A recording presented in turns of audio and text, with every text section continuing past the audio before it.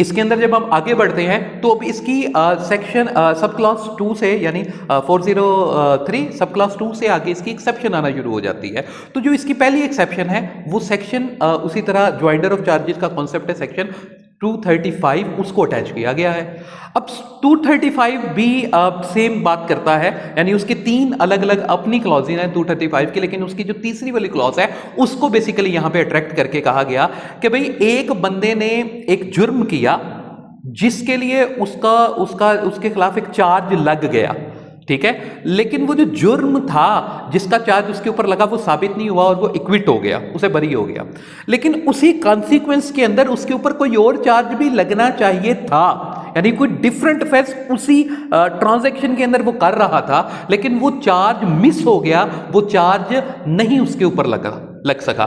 तो बाद में वो जो डिफरेंट चार्ज है उसको बुनियाद बना के दोबारा से ट्रायल किया जा सकता है।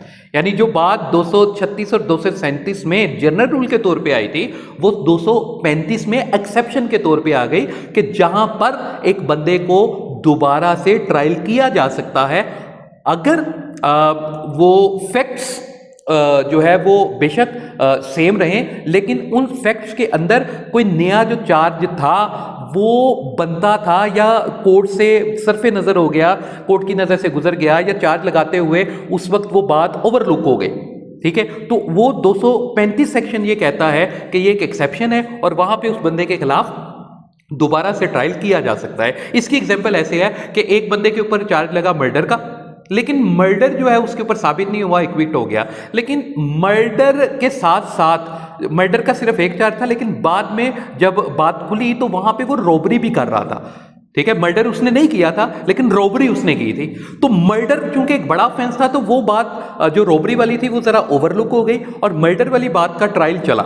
मर्डर उसके ऊपर साबित नहीं हुआ तो इसका ये मतलब नहीं है कि अब जो रॉबरी है उसका अलग से ट्रायल नहीं हो सकता, रॉबरी के ऊपर जो है उसका अलग से ट्रायल किया जा सकता है, इसमें कोई अर्ज वाली बात नहीं। तो ये पहली एक्सेप्शन है 403 की।